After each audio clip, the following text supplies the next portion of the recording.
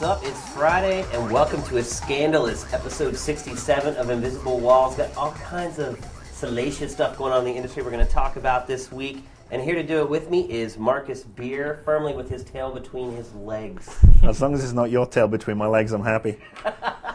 we got Miguel Lopez in his fresh wicker cap. What's up, guys? I'm here to bring the salaciousness.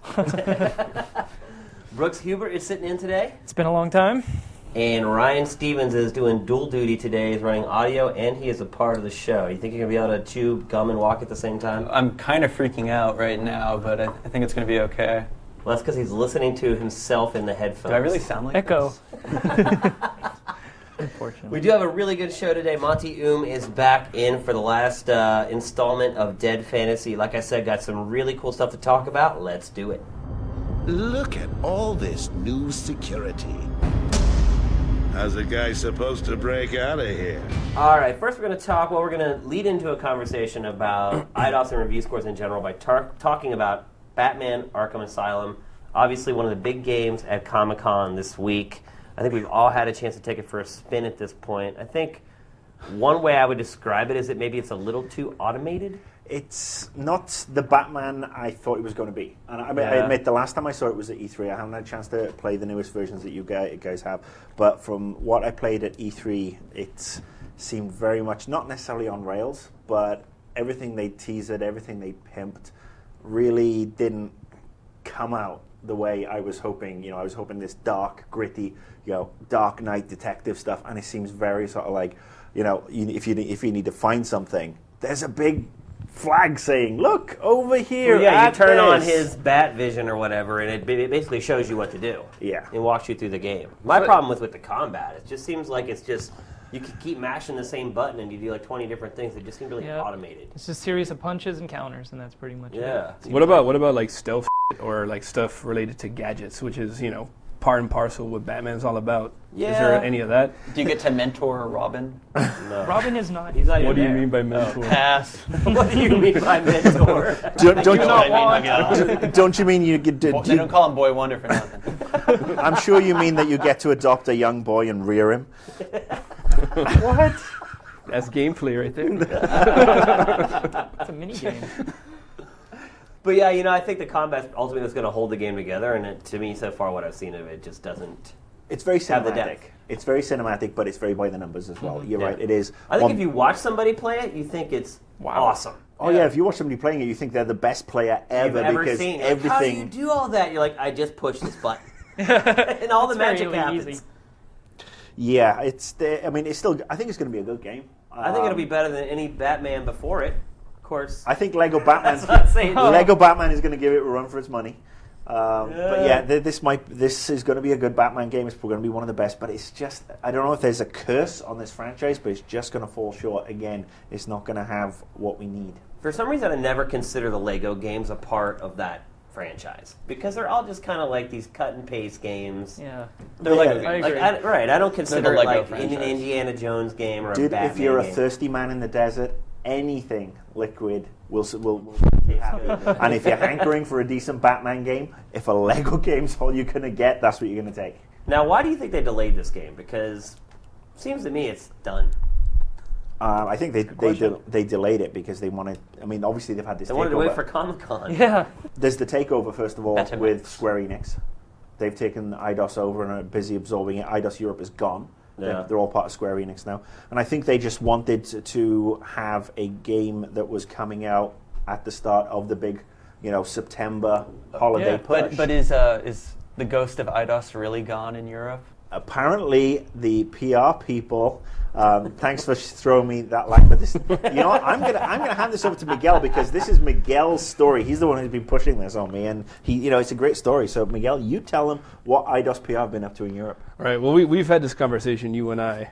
We've played it back and forth, but basically, First of all, as a qualifier, Miguel is our reviews editor, so right. So that's pertain to him. Yeah, and it's kind of my business to think about these kinds of things. But basically, correct me if I'm wrong, but IDOS extended a deal to a number of print mags in Europe saying that if Arkham Asylum scores higher than X, they get to publish their reviews earlier. Or maybe something else, and also, if you include the game in your cover or something like that. Yeah, I mean... Now, is this confirmed, or is this just one of those bullshit rumors that... I mean, it's... we've only heard these anonymous sources, but you know what? It sounds true. It sounds true because it's been going on for years. I think, especially in the UK, when I was doing PR in the UK, we'd always have, you want your reviews hitting early, you want your best reviews hitting early, especially when you're still trying to get some pre-orders in, and the turnaround in the UK print mags is so quick. And the print market is still huge over there. There's thousands and thousands of different magazines. Right, but the same thing happens here, and it happens with online publications where that turnaround isn't really an issue because we could conceivably see something one week and run a review the next. Well, the whole concept is that, as a PR person, you want your best reviews to hit first. Always. You don't want a bad review. And a lot of PR people, and myself included, when I did this, I would put the caveat in. I would say, if you're going to score the game, great. High, say whether it's an 8 or a 9 or whatever, let me know, and we can make sure it runs early. If you're not, I'm not going to force you. I do have an embargo in place, but you can see where that's shady, though. Right, and you see, like the issue with that is that it indirectly incentivizes people to score high. You always want to put up your review as soon as possible. The earlier you get it out, the more people care. Right, and when stuff is on the up and up, that means day and date. The day that everybody else will. I am not disagreeing that it's a little bit shady. I think it's at the end of the day, it's trying to tip the balance in your favor as much as possible. The one thing I never did was, and Shane will attest to this, because of the fear review score he gave me. No matter how much I badgered him, we never had the review score go up. And he knows it was lighthearted badgering because he brought my Metacritic down.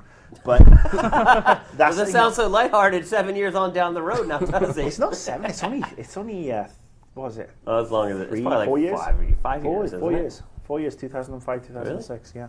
Wow. But I mean, it's standard. It is standard practice for people to try and get the best reviews up first. But then there are cases too where some publishers are accused of it and they don't really do it. Like Ubisoft was accused of doing this with Assassin's Creed in the U.S. Basically, he just emailed me and was like, "You can put your review up on this day." Period. I think we had our review done. We put it up on that day, and then afterwards, this fallout is like, "Oh well." Ubisoft only let people put up reviews that gave that game a high score. That's not the case. They didn't ask us our score at all. I think the key thing everybody has to remember is if you see a review from a game on Metacritic or Rotten Tomatoes or any aggregator, and they're all sort of like tiny sites, that's when you smell a problem. If a GameSpot, IGN, GameTrailers, if it hasn't been reviewed here, and you're seeing like 9s and 10s everywhere else, that's where you smell something nasty and rotten. Because if these guys haven't reviewed it or haven't put the review up yet because of an embargo, generally means the game's a bag of shit. I would say in general you should probably, even though people were wrong with Assassin's Creed, I think in general if a site is putting up its review early, you should probably look at that review with a grain of salt. What I will say is since I've moved to the US, I found that it's the U.S. press in general, the print press in particular, and then the people who've moved to online, whether it's been from the print side or have been at online for such a long time, they are, most of them are pretty much unbuyable. I mean, they have the standards in place. They've been, they've come through environments where the standards have been put there, and everybody's like, you don't mess around with the reputation. Mm-hmm. And I've seen people, fired for some dodgy stuff. I mean, I've also seen really good journalists fired for accurate reviews of games that were and it conflicted with the advertiser, and that is disgusting. That's where it hits the bottom of the barrel, right? And that's what happened to our good friend Jeff Gerstmann. Yeah, right. Absolutely. So that's the thing. Like this stuff happens, and what sucks for publications who try to keep it on the up and up is that we get screwed out of traffic because every other publication is posting early because they have agreed to these kinds of terms. But at the same time, can we tell someone who's listening to this right now, don't go and read that early review or don't go and watch that? No, of course they're going to. I mean, we're not going to make people torture themselves. Even somebody who knows it's bullshit is going to read it anyway. I mean, not all first reviews are bullshit. I mean, whoever's got the first review on the next GTA, that's not going to be a bullshit review. I mean, it may be a little bit high because, perhaps it may be a 0.5% maybe high. Because everybody's excited about having the first GTA review and they want to the spooge all over it. But it's not always the case, especially with the bigger sites, in my opinion. Yeah. I don't know. I would just say err on the side of caution out there, peeps. Especially if it looks like a duck, it quacks like a duck, it walks like a duck, it's probably a duck. All right, next up, Monty Oum is here for his final appearance on Invisible Walls. We're going to miss you, bro. But one thing I will say is you have definitely brought the goods more than any guest we have had prior on the show. So first of all, thank you very much. You're here to premiere a sneak peek at Dead Fantasy V, which is the final installment we're probably going to see for how long, do you think? Oh, man, these movies take me months on end. I do them as fast as I can, but, you know, it's With a Dead lot Fantasy of work. 6 months from now, maybe? Well, man, with the excitement of the response from all the vids, I'm going to go straight working into 6, 7, and 8. What if your real job starts actually making you work? Hey, I mean, I'm dying to get back to work on everything I think about all day. But I mean, the average take me about 6 to 8 months. So it's become a yearly thing. You know, especially those of you who see me in person. I premiere at the conventions that I go to, the live venues. It's great to know when I should be delivering. So we'll say I'll bring you as much as I can. I estimate 3, maybe 4 episodes by the same time next year. So this is it, your final slice of Dead Fantasy for quite a while. Now this one is pretty peculiar because it really ends with quite a cliffhanger. I don't want to ruin it before people watch it. Obviously you're going to get a slice of it here. The full thing will roll out on Monday on GT. Yep. But what do you want to say about that? I mean, it is a big twist, and actually I think if you look back at the prior episodes after you watch the end of this one, you start to put those other parts in a little bit more perspective, right? That's right. In fact, working on these 3 simultaneously was me being able to, I mean, for one thing, I hate the fact that it takes me 6 months to deliver 1 episode. So instead of, unlike Dead Fantasy 2, which was 10 minutes of action once, I just decided I'll do 5 minutes of action 3 times. So technically, if you look at the whole of it, you're getting more. And because I worked on 3 simultaneously, I was able to jump back and forth between scenes and implicate a lot. So if you put 2 and 2 together and look at the hints I've dropped, you might be able to figure out what's going on and what I have planned for the next episodes. And I have to say, the next episodes, ideas that I wanted to do that I couldn't due to technical or scheduling issues, I'm going to let loose on now because I've established a level of skill based on these new ones. And they'll be really great because there's now the setup as well as the delivery, which I will get into as soon as I can get to working on them. Now, do you foresee the new ones being a little more story-driven and a little less action-driven? I think a good mix. All without voiceover, right? I think a good mix of both. Voiceover does tend to be a problem, but I mean, and you know, something I'm working towards. I mean, if you look at my movies, I've got 10 minutes of action in a whole sequence. There are action movies in Hollywood that don't have 10 minutes of action in them. So the day I can get exposition, dialogue in my movies, it gets me one step closer to making that feature film.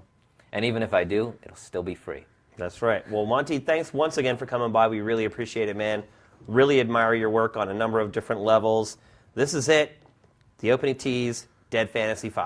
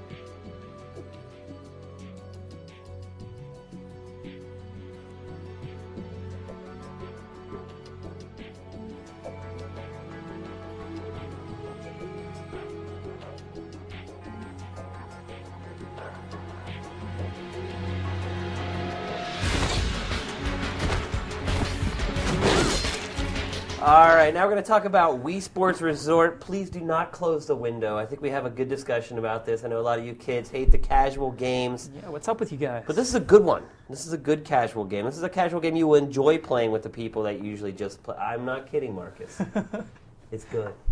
It Play is. with people? I don't play with people. It's got achievements, right? It's Well, got stamps. It's in Not high. really achievement. It's in high definition, isn't it?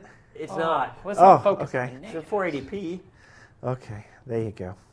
So this is the big coming out party for Wii Motion Plus. Well, I enjoyed the game a lot. I think it's great. I think it's it does definitely bridge that gap between you and your mom, or you and your grandma, or you and your girlfriend, or whatever. Everyone kind of enjoys playing it, but there's a lot of more depth here than there was in the first one, and it's because of Wii Motion Plus. Now, Brooks, Yep. you played this as well. I actually did the review for the site, so it's kind of better, I think, if maybe you lead the discussion a little bit so you can sort of provide that counter argument to what I already provided in our review. So what is your overall impression of the game? Well, first of all, I have to say I agree with your score.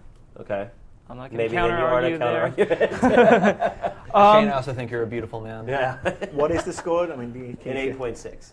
Yeah, It's live there's on the site kind if of you a lot of- surfed GameTrailers.com in the last 5 days. I was too busy looking in the comments saying that you're brilliant. And I was kind of like, No, I'm sure some you of the were. comments were actually hating on us. They're For Wii Sports Resort? yeah. Yeah. And it's the kind of thing that you almost have to play it to really experience it. I know.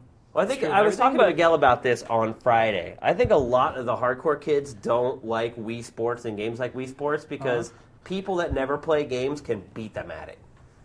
If it's all about a competition, then you're just already failing. It kind of removes the inherent advantage that we have with the interface. You know With what I the mean? sticks and the buttons. Like, we're Yeah. good with that stuff, but no one else. Why do you have to feel inferior when you pick up Wii Sports? It's a fun game. It's just all about having a good time. And But you that's got to what- realize these are kids that have always beaten their little brother. They've Yeah. always beaten their older sister. Their parents have always made fools of themselves playing video games, and now all of a sudden their dad's whooping their ass at sword fighting, and like they can't handle it. Like it's hard. It's hard to have a casual person beat you at a game. It is. It's tough. No one Video wants to games, that's accept what we defeat. do, right? That's Yeah. our domain. That's our place. I think for a lot of these people, they don't have anything else. Ah, don't be like that. But No, it's true. I mean, it's one of those things that Their biggest hobby, it's and- their biggest hobby. It's what they excel at. They take a lot of pride in it. I mean, I take a lot of pride in the fact that my hobby's video games, and I'm pretty good at them. I'm not brilliant by any stretch of the imagination, but the games I play, I like to think I play them well. Right.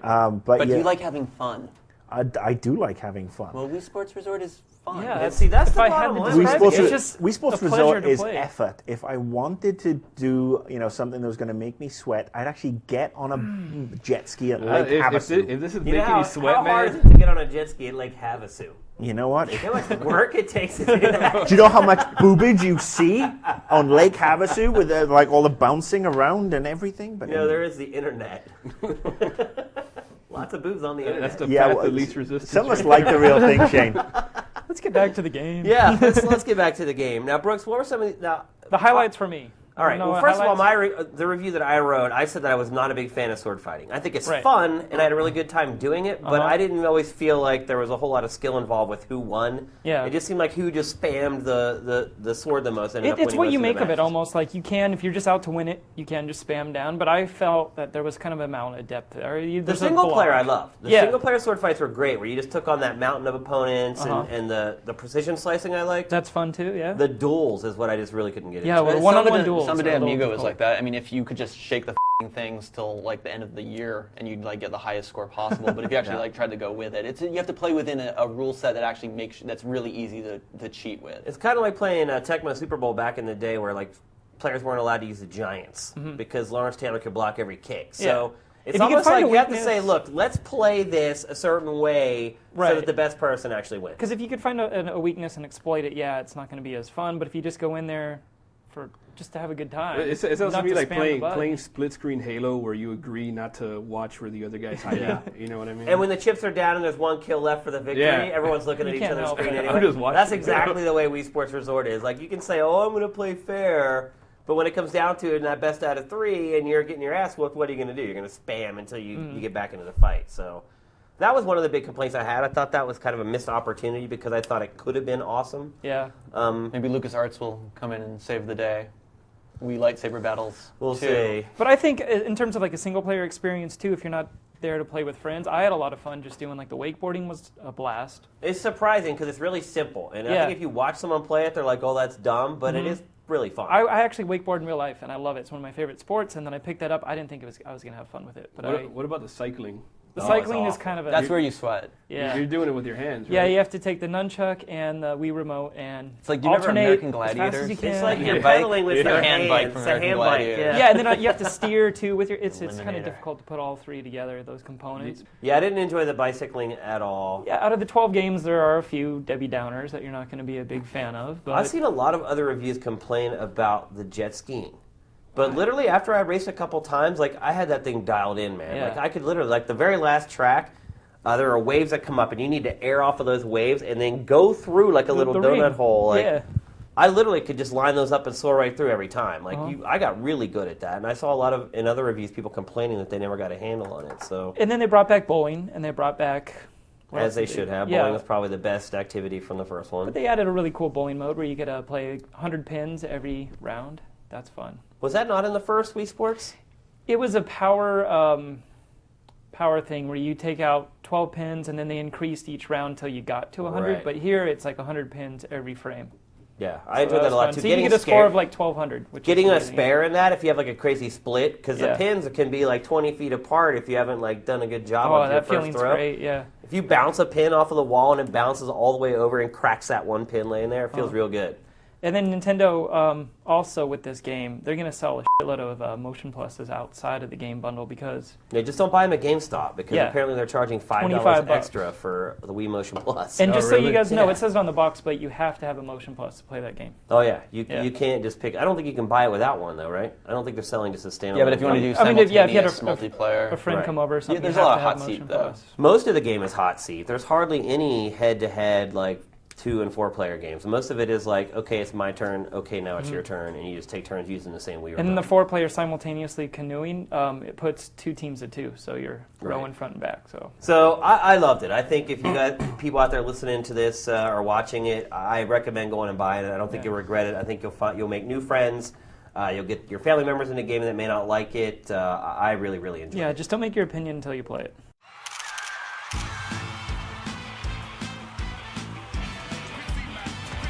Hey, boys and girls.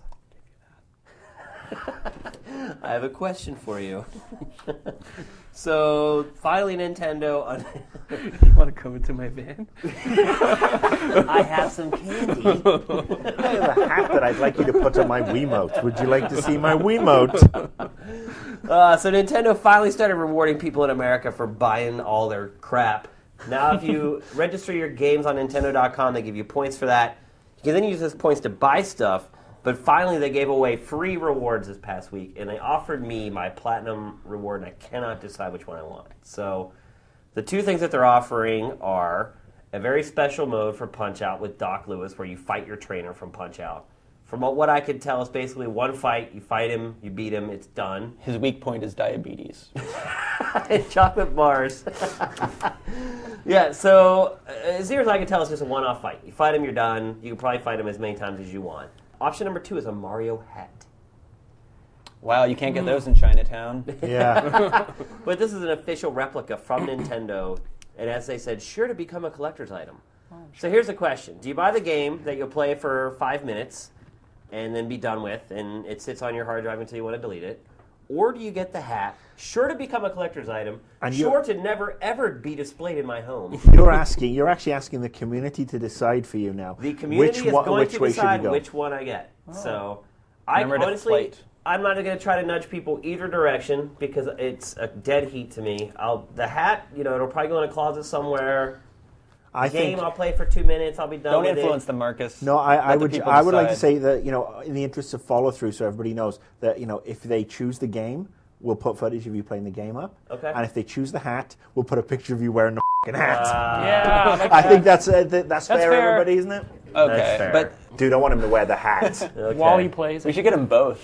Okay, so to vote, go to the gamer pad for Invisible Walls and just type in hat or game, one or the other. That way it'll make it easy for us to add them up and figure out who wins. Tell us which one you want. Hopefully it's overwhelming so we don't have to actually sit there and count every damn vote. That would suck. And I'll take responsibility for counting the votes so that Shane's has to wear a hat. No, yeah, exactly. Then you'll just vote for the hat. Anyway, jump on there. Tell me which one to buy. And hopefully you'll make the right choice for me. make the right choice for myself. Thank you. Hat.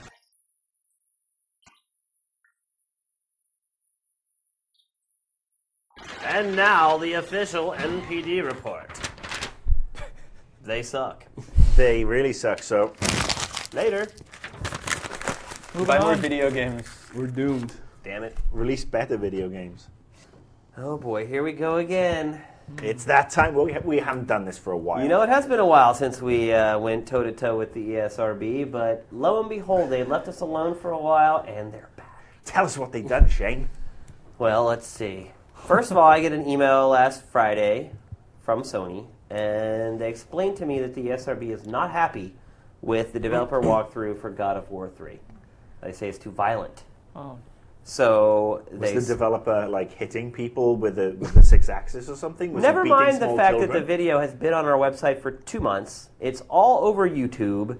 Every other website on the internet has put it up at this point. Of course, they single us out because we're their good friends.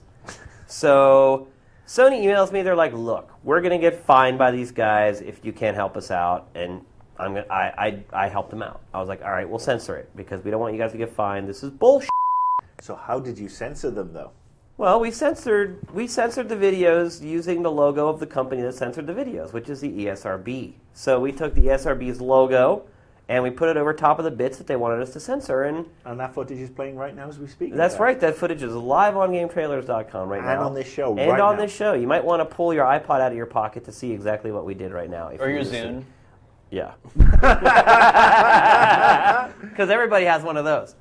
So anyway, so the footage goes up on Friday. The video does like another 100,000 views just because we put it back on our newest list again, which reminds me we should probably do some kind of a segment where we just bring back because people obviously want to watch it.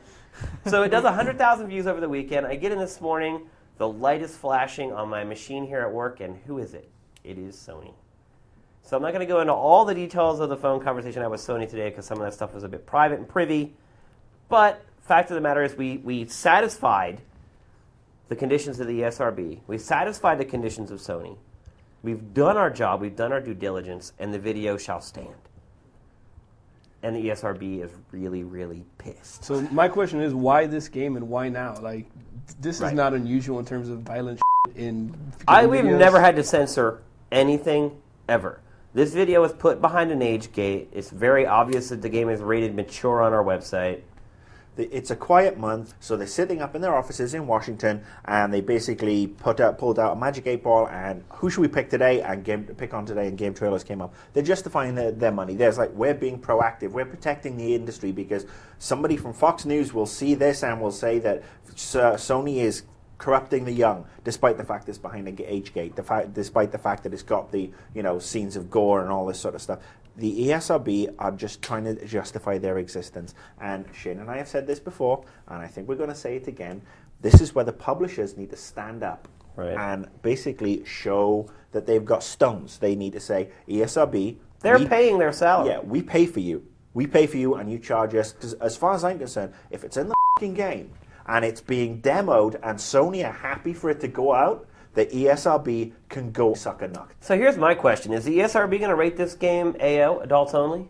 Well, they But if they're not going to do that, then they cannot tell us to censor something Hey, when dude, we I'm follow with the you. rules. I'm with you. You follow the rules. You put it behind an age gate, case closed. ESRB cannot start getting all Gestapo-like. This is just And this is what they're censorship of doing. the They're highest using. form. They don't even have any rules in place for them to do this. They're trying to put pressure on the publisher to put pressure on. You're right. It's like I said before. It's like the mob. It is.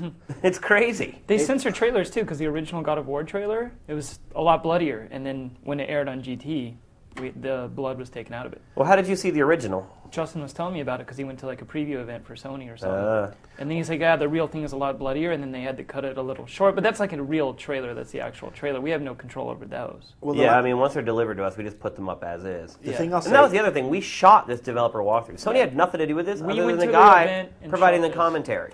So Well, we they've shot also- it, we cut it together, we produced it.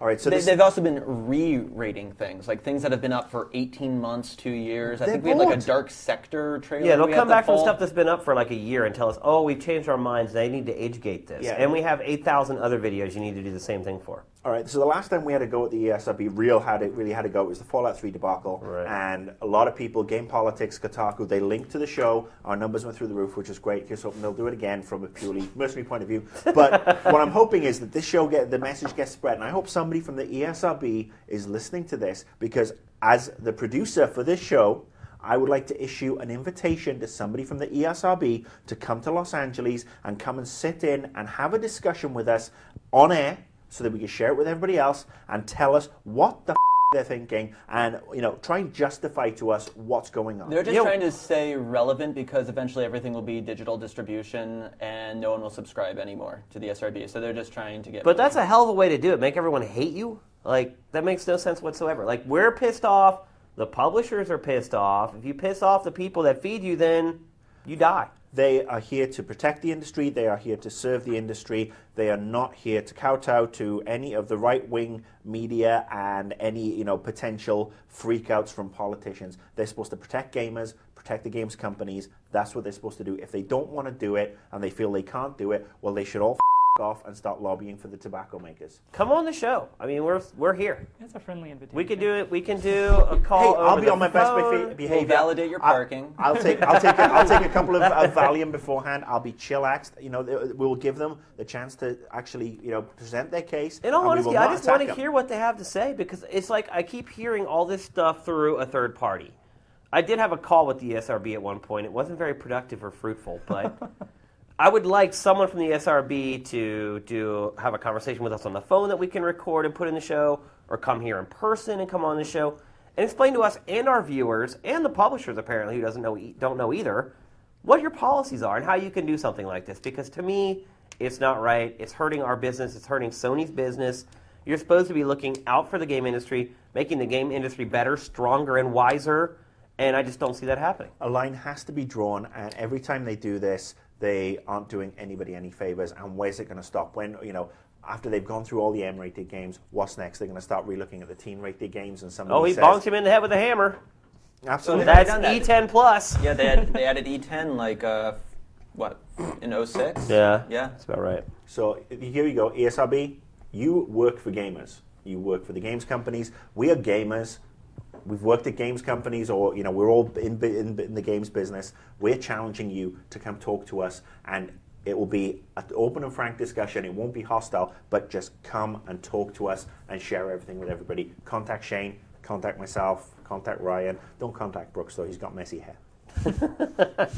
Invitation's open. Bring it.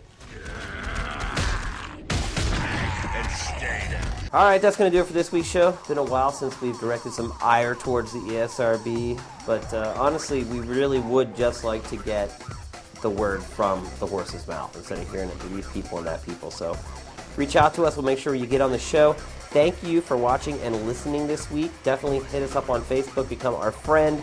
Are we Twittering that stuff about Invisible Walls? There is a game. Are we still like 3 months behind the rest of the internet? There is a GameTrailers Twitter. I don't control it, but I've actually been twittering Invisible Walls stuff on my own Twitter, which is an iGame. And how many followers do you have there? At the moment, I have almost 350. I have almost All the 20. disciples. I think I have almost 22 followers. Well, you're not following me.